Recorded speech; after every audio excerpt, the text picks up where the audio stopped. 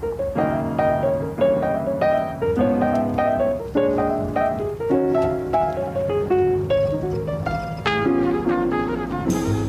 short ride and it's the Big Apple. I have a date with a fellow cabbie, John Mancuna, an Irish-American who lives in the predominantly Italian borough of Queens, but like most cabbies, plies his actual trade mainly in Manhattan.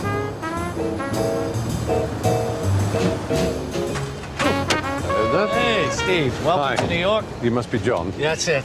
Well, as I told you when I called you up, it'd be great if I could come to a cab garage to have my cab looked Do you at. think you know where the dipstick is in this? You do? Good luck. See if you can find it. Is it here? This is it. Yes. You see? You're right. English side. Because usually our steering wheel is on this side, you see. What do you reckon? You need some oil. I do, don't I? Yeah. John, that's yours, is it? Yes, that's mine, but I like the flower. think today we're going to go in the black taxi. Yeah, I'm going to take you in a... What's going on now in Manhattan is class cleansing. All neighborhoods, no matter what color, are being cleansed of poor people. Like Harlem, which was predominantly African-American now, that's all changing. The wealthier people are buying up the brownstones. The Lower East Side are moving out all the immigrants, and wealthier people are moving in. So all of Manhattan is just being cleansed of a lower and a middle class that are moving out to, say, Brooklyn, Queens, and the Bronx. So that's what's going on. I noticed with cab drivers that a huge number from Ukraine, from India, Bangladesh, and all kinds of countries. It's quite rare now to get one who seems to have been born in New York. Yeah, there's 60,000 drivers. 10% would be native born. The yellow cab now is worth $600,000, and that's called the medallion that you would buy for the yellow cab. Oh, my. So it's a huge investment, whoever wants to buy one. Do you get used to seeing people on the street and telling from their body posture? Yes. And then you just drive on? Dress. Yeah, yeah. You know, like a lot of these guys like to dress like gangsters. They'll have the hood over their head, the pants hanging around their ass, right? Yeah. And the baseball cap sideways. Well, I say, if you're going to look like a gangster, act like a gangster, I'm going to pass you up like a gangster.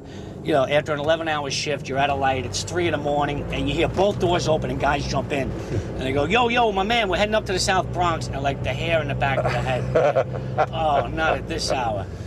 You run them up, and then at first you're saying, oh, God, please don't rob me. Then as you get closer, you say, all right, you don't even have to tip me, just pay me. Then as you see the neighborhood, you say, listen, just jump, please. just go. I'll take the loss. I don't really care. And someone was asking me about, what are the benefits? What's your retirement plan like? I said, my retirement plan is 4:30 in the morning, a 9mm to the back of the head in the South Bronx. And I said, that's when I've retired.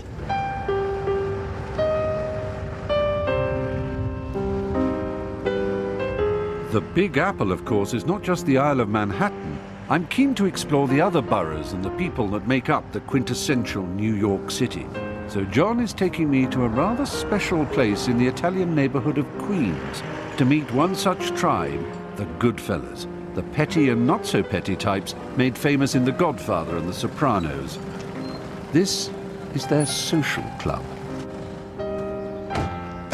So this is it, eh? This is it.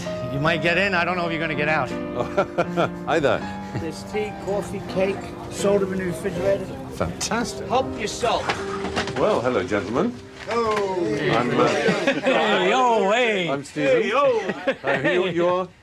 Rick? Stephen, that's Larry. Larry, hi. Joe. And Joseph. Joe? David. David? Brian, pleasure to know Mike you. Mike, there had to be a Mikey. Hey, let's Yeah, see the the Mikey. Hey, Mikey. Well, what a place. I've always dreamt of being in one of these. You seem to be pretty keen on your sports. Yeah. We've got racing, we've got football, we've got a whole wall of New York Yankees. Every Yankee New York World Yankees Series team. baseball team. Wow. Tell me something I've always wanted to know. There's a thing you get in movies, right, in which people are described as running numbers. What does that mean? They have the racetrack, Yeah. and they have how much money is bet on a racetrack. What, the whole total? The whole total. And it's got racetrack total. And the last 3 numbers, if you're lucky enough to play it, you'll win some money. Oh, so you predict how Right. much in the course of the whole afternoon of the racetrack? Let's say you wanted to play your birthday, and it was 410. Yeah. You put $1 on 410. Next day, you look at the paper. At the end of the racing, track total handle. So it could be anything from 000 to 999. So what are the ways to get an edge on anybody? To get an edge on a bookie or to get an edge on Listen, it's real hard today It's to hard. get an edge. It's so Listen, we wouldn't be sitting in this club if they knew how to do that, all right?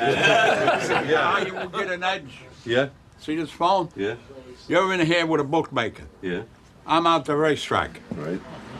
The horse is going to right over the finishing line. Yeah. He's number 8. I press number 8 on here. You got your cell phone. Your cell phone will ring. The first number will be 8. That's the winner of the race. Now you're talking to the bookmaker. You say, "Excuse me, I got to answer the phone." You see number 8. You make a little conversation. All right, I'll talk to you later. I'm Give me busy. 8. Give me number 8, and you got the winner.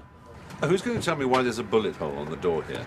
The bullet hole was a Friday. We had a card game. And Somebody shot on the parked club. their car, and they shot 6 bullets into the. does it- See the into one in the area. wall over there? See next to Jeter? There's a hole. That ain't a mouse hole. That's a bullet hole. Oh my! See it? Yeah. One went through and hit one of the players and missed his head. It grazed his forehead. Another one back here. That went all the way through. Whoa! And when he said, my friend got grazed in his head, he called an ambulance. He says, "I'm shot in the head." So the ambulance driver says, the person over the phone says, "How do you know?" He says, "There's a hole in my head and blood's coming out. How do you think I know I got shot?" So what's your nickname? Big time. Why are you called Big Time? Because I've done some movies. I've been in about 300 movies. I'm always playing a gangster in the movies. Yeah. I knew the part De Niro played in that movie in Goodfellas. Yeah. Yeah, I knew the guy he played. He played, well, the guy's name was Jimmy the Gent. Yeah. Well, listen, I knew the real Jimmy the Gent. And I told De Niro, when he went to go visit him in jail to ask him questions, De Niro says, "Listen, this movie ain't gonna help my parole," he told De Niro, "so take a walk." and I told him the exact phrase, I don't want to mention it, Yeah. but the exact phrase how he told him. So De Niro turned around and says, "Mink, you really knew the guy." I said, "Listen," and that's how I became friends with De Niro. Wow. Goodbye, everybody. Goodbye, Howard. Nice to see you. Well, goodbye. Nice to see you all. Man, look God at bless you. And next time we'll give you bulletproof vest when you come in. Before I head off to New Jersey, I have a quick fare to pick up in the shape of a more recent immigrant to the city. I don't drink coffee, I take tea, my dear. I like my toast on one side. Taxi! I've always loved it here. I mean, the British here are pretty invisible.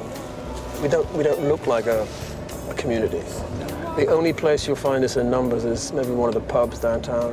If there's a football going on on. a Saturday morning. Yes. You are now Englishman in New York, of course. That's your... One of the favourite songs I play here. It was also adopted by Jamaicans. There was a Jamaican in New York song, a Croatian, and everyone's done their own version of it, which I don't mind. I get paid. Of course. So people just change the one word in it and do a cover version. Oh, that's wonderful. A Bosnian Herzegovinian. It doesn't quite scan, Stephen. This is why I'm not in your to the business. acting. Oh, thank you. Let us make a friend, someone said.